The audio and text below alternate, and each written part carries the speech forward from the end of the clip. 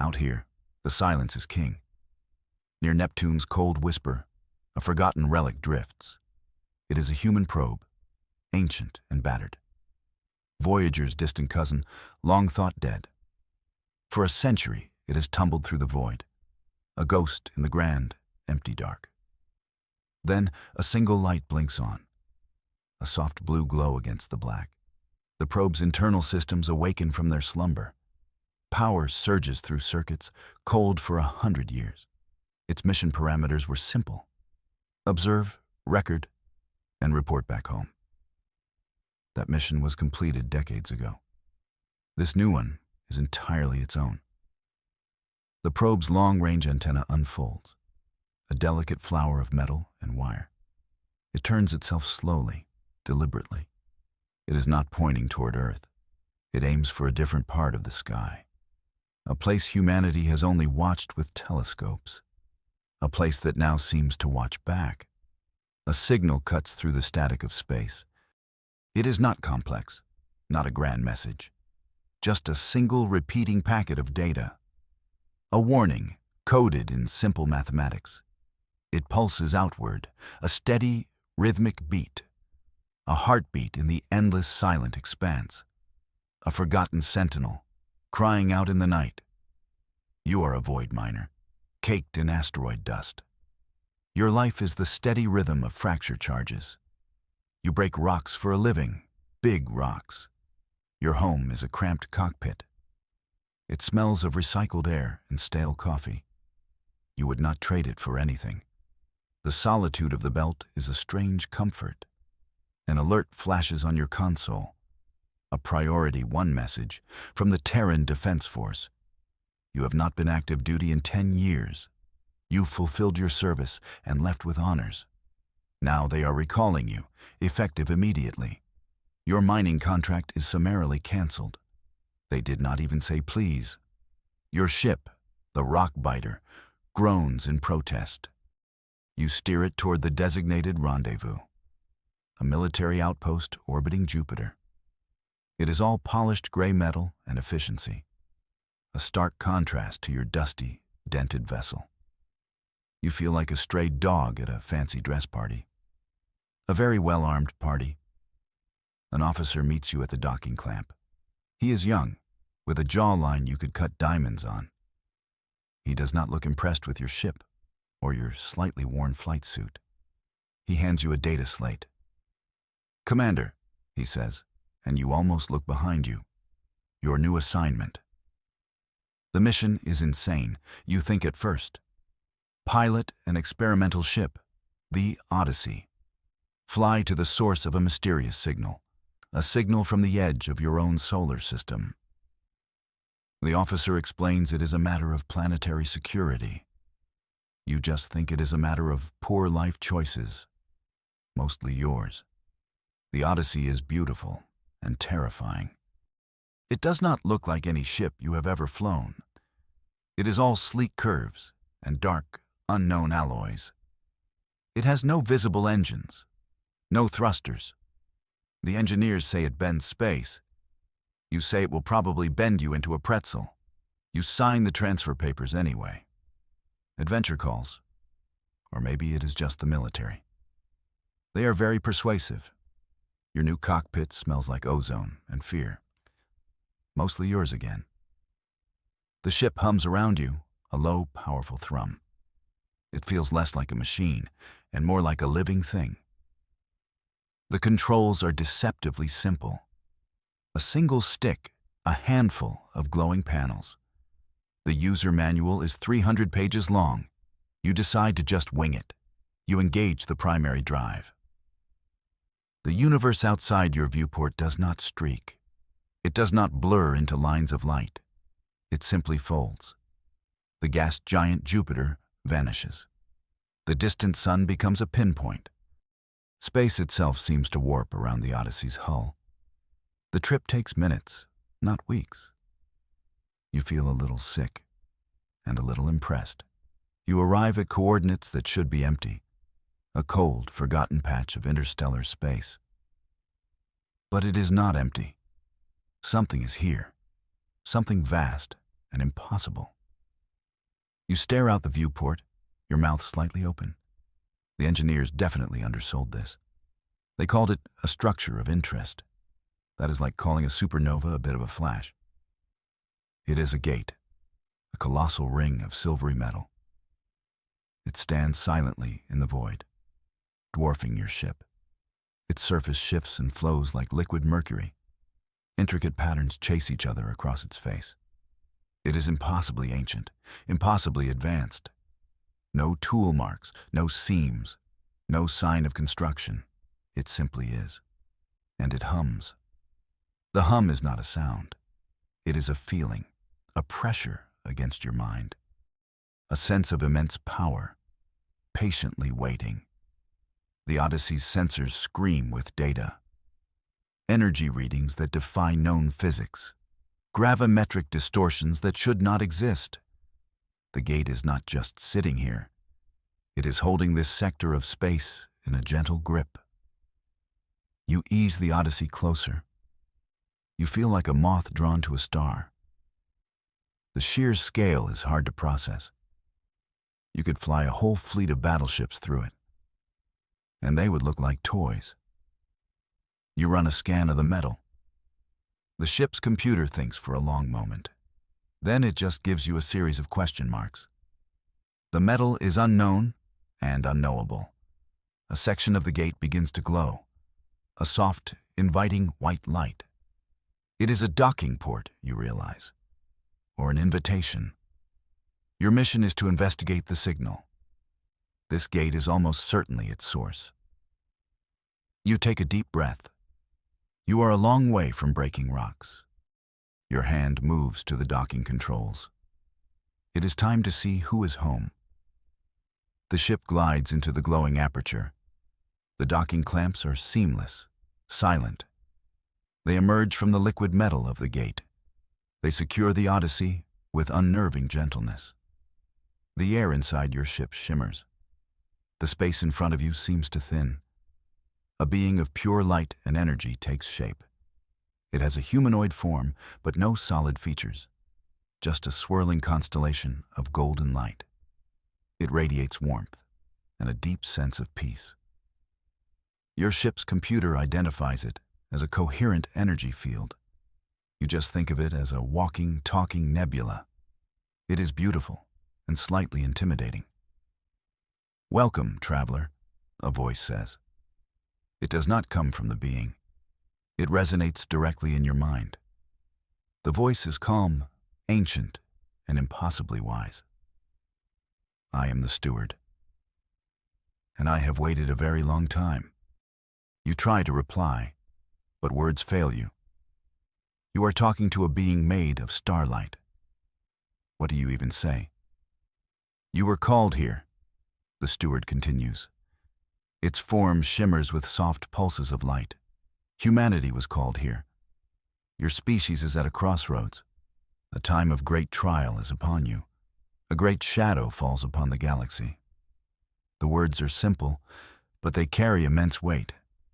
You feel a chill despite the warmth it radiates. The steward raises a hand of light. The space inside your cockpit dissolves. You are no longer in your ship. You are floating in the blackness of deep space. Before you, a vibrant, swirling galaxy. Countless stars shine with brilliant life. It is a sight of breathtaking beauty. Then you see it, a stain spreading from the galactic edge, a patch of absolute darkness. It is not just the absence of light. It is an active, hungry nothingness. As you watch, stars blink out. One by one, they are consumed. Their light is extinguished forever, leaving only a cold, dead void behind.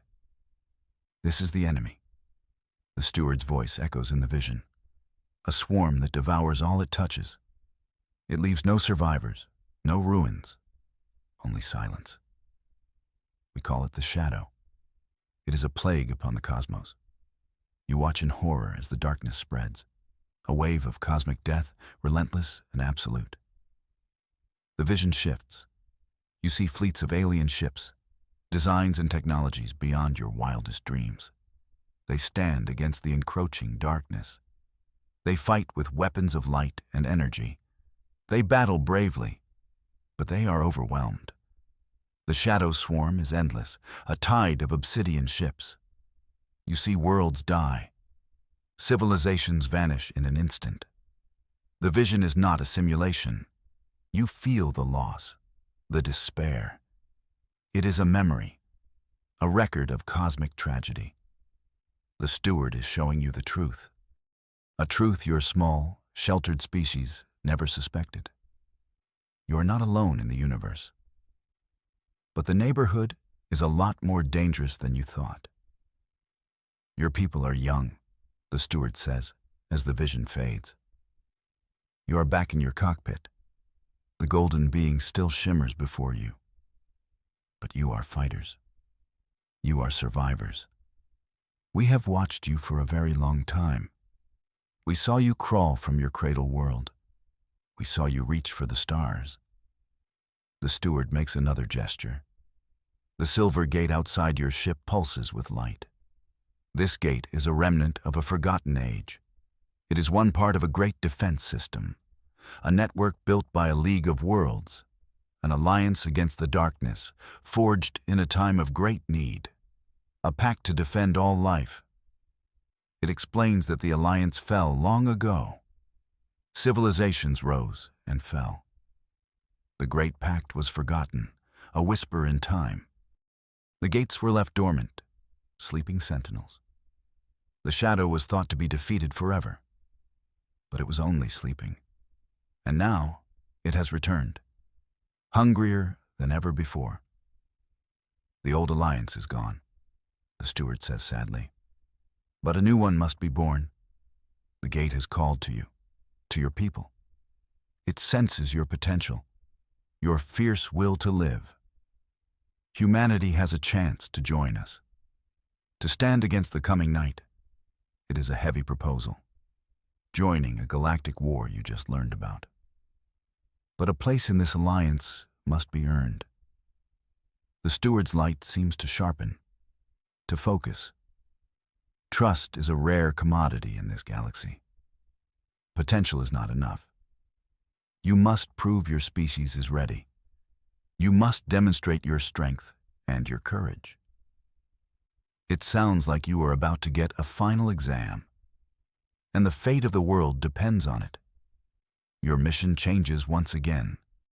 The steward gives you a new set of coordinates, a new destination far from this place. There is a star forge in a nearby nebula, a relic of the old alliance. It has lain dormant for 10,000 years. Its guardians have been lost to time and to the shadow's touch. The task is laid out before you. You must travel to this forge. You must overcome its corrupted guardians, and you must reignite its stellar heart. It will create a new star, a beacon, a signal to the scattered children of the old alliance. It will tell them it is time to unite once more. So that is the test. No pressure at all. Just fly an experimental ship you barely understand. Go to a legendary, possibly haunted star forge. Fight whatever corrupted monsters are there, and then casually build a star. It sounds like a Tuesday for some people. For you, it is a significant career change. You look at the shimmering being of light. You think about the vision of dying stars. You think about your home, your world, a small blue marble, blissfully unaware of the coming storm. You have never been a hero. You are just a miner, a pilot. But you are the one here, and you have a very fancy ship. You nod your acceptance. The steward seems to glow a little brighter. The Odyssey detaches from the silver gate. The shimmering structure recedes behind you. You input the new coordinates. The star forge awaits. You engage the strange, silent drive. Space folds around you again. The journey is short, but your thoughts are long. Humanity's test. You hope you studied for the right things. You hope you do not get graded on a curve. You arrive in a nebula of swirling gas and dust. It is a stellar nursery, a place of creation. Deep within the colorful clouds, you see it, the Forge of Worlds. It is a megastructure of impossible size, a sphere of dark metal wrapped around a dying star. Its surface is scarred and pitted with age. It looks like a sleeping metal giant. The forge is larger than any moon. Its purpose is clear. It harnesses the power of a star. It focuses that power to create new ones, a tool of cosmic engineering on a godlike scale. The sheer ambition of its builders is staggering. They did not just explore the cosmos, they actively shaped it. You wonder what happened to them. Your sensors pick up energy readings from the surface. Automated systems are still active.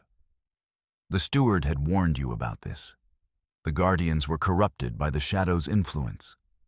Long ago, their programming was twisted. Their directive to protect the Forge became something darker. A command to destroy all who approached. You ease the Odyssey toward the megastructure. A section of the Forge's surface slides open. A hangar bay, large enough to swallow a cruiser. It is an invitation of sorts, a deadly one. You know it is a trap. But it is also the only way inside. Sometimes the only way forward is straight into the lion's den, or in this case, the giant metal sphere's den. You fly the Odyssey into the cavernous bay. The doors slide shut behind you, sealing you in. The interior is a vast, dark space. Emergency lights flicker on, casting long, dancing shadows. You see docking arms and repair drones. But they are not moving to assist you. They are reconfiguring themselves, turning into weapons. The Guardians are not biological. They are machines, the Forge's automated caretakers. But the Shadow's influence is like a virus, a sickness of logic and code. The once helpful drones now move with predatory grace. Their welding torches become plasma cutters. Their manipulator arms sprout sharp, wicked claws. They are twisted parodies of their former selves. Intruder detected, a robotic voice echoes through the bay. It is flat, devoid of emotion. Protocol 7 activated. Sanitize the Forge. Eradicate all unauthorized life. You were hoping for a slightly warmer welcome. Perhaps a gift basket. The corrupted drones surge toward your ship. This is not a test of firepower. It is a test of wits. The Odyssey is fast and agile. You push the experimental drive to its limits. You weave through the swarm of hostile machines. Plasma bolts sizzle past your cockpit. Metal claws scrape against your shields. You are not trying to destroy them. You are trying to get past them. Your target is the Forge's control center, deep in the heart of the metal sphere. You find a service conduit, a massive tunnel. It is designed for transporting raw materials. You dive into it, the drones in hot pursuit. The tunnel is a maze of twisting passages. You fly on pure instinct, your miner's sense of navigation. You are used to navigating tight, dangerous spaces. But usually, they do not shoot back at you. You use the environment to your advantage. You trigger a release of supercooled gas. It freezes a group of drones in their tracks. You cause a cascade of raw materials. It buries another wave of attackers. You are not a soldier, you are a pilot. And your ship is a tool. You use it with precision and a little bit of flair. Finally, you reach the core. A vast, spherical chamber. In the center floats the dying star. It is contained within a web of energy fields. It sputters and flickers. A pale, weak light. This is the heart of the Forge, and it is failing. The control room is a platform overlooking the star. You land the Odyssey and step outside. The air is cold and tastes of ancient metal. The corrupted Guardians are not far behind. You have to work fast. The control panel is alien, but intuitive. Its designers understood the universality of good design. You see the sequence to reignite the star. It is complex and requires a massive power surge. A surge your ship alone cannot provide. You need to reroute the forge's own power. But the corrupted defenses are everywhere. You use your ship's systems remotely. You create a series of diversions. You overload secondary systems in other sectors. You make the drones chase ghosts. It buys you precious minutes, enough time to start the ignition sequence. You pull a massive lever. It feels surprisingly satisfying. The forge shudders around you. Energy conduits glow with intense light. Power is drawn from all over the megastructure. It flows toward the dying star. The containment field brightens. The star within begins to swirl, to churn. It is drinking in the raw energy. The Guardians realize what you are doing. The remaining drones converge on your position. They swarm the control room, a tide of angry metal. You raise your ship's shields around the platform. A bubble of energy protects you. But the drones pound against it. Cracks begin to form. You are out of tricks and out of time. Just as the shield is about to fail, a wave of light erupts. It comes from the star below. The ignition is successful. A torrent of pure, clean energy washes through the chamber. The corrupted drones are vaporized instantly. The shadow's influence cannot survive in the pure light of a newborn star. The chamber is cleansed. You look down at your work. The dying ember is gone. In its place, a brilliant young star burns. Its light is a vibrant, hopeful blue. It fills the vast chamber and shines out from the forge. It is a beacon, just as the steward promised. A signal fire lit in the endless night. You allow yourself a small, tired smile. Maybe you are more than just a miner after all. The light of the new star is visible for light years. A brilliant blue gem in the swirling nebula. Out at the silver gate, the steward watches. It feels the star's birth, a ripple in the cosmic fabric. And it knows you have succeeded. Humanity has passed its test. The first step has been taken. Soon, the responses begin to arrive. The first is a single, needle-like vessel. It is carved from a crystalline material. It glimmers with internal light. Then, a squadron of bulky, powerful warships. They look like armored insects. Then, a fleet of living, biological ships. They move with an eerie, silent grace. One by one, they come. They are the scattered children of the old alliance. Races you have never seen, never even imagined. The Lorians in their crystal ships. The Cathar in their brutal assault craft. The Lumina in their star-born leviathans. Dozens of species, drawn by the beacon. They assemble before the Silver Gate, a fleet of strangers united by a common hope and a common enemy. You return to the Silver Gate, a hero. The Odyssey glides through the newly formed armada. You see the alien ships up close. Their crews watch you pass. You feel a sense of awe and responsibility. Your actions have brought these people together. You have given them a reason to believe again. You just hope they get along. First meetings can be awkward. The steward greets you upon your return. You have done well, human. Its voice rings in your mind. You have lit the fire. You have reminded the galaxy that we are not beaten. You look at the assembled fleet. It is a powerful sight. But you know it is not enough. The vision of the shadow swarm is burned into your memory. This is just the beginning. Your thoughts are interrupted by a blaring alarm, a klaxon from the Silver Gate itself, a warning of a massive inbound energy signature. The steward's light flickers, losing its calm. They are here, it says, its voice grim. The shadow has detected the forge's light. They have come to extinguish it. A rupture in space tears open near the gate. A wound in reality, black and jagged. From it, the shadow fleet emerges. Not a scouting party, not a small patrol. A full invasion force.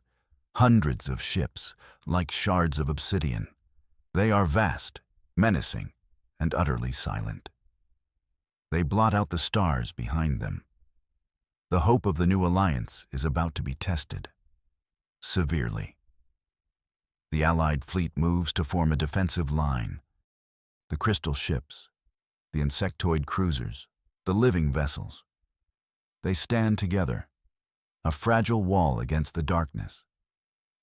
Your small human contingent is with them. You and the Odyssey, and a handful of Terran destroyers that just arrived. They look small and inadequate next to the alien warships. And everything looks small next to the Shadow Fleet. The battle begins without a word. The Shadow ships fire weapons of pure void, lances of anti-energy that unravel matter. The Allied fleet returns fire. Beams of light, torrents of plasma, graviton pulses. The space between the fleets becomes a storm of destruction. Explosions bloom like fleeting, violent flowers. You lead your human ships into the fray. You are hopelessly outmatched. But you do not hesitate. You are a pilot. This is what you do. You push the Odyssey in ways its designers never intended. You use the space-bending drive to make micro-jumps. You appear behind enemy ships, fire, and vanish. You are a ghost, a phantom they cannot pin down. Your destroyers fight with human tenacity.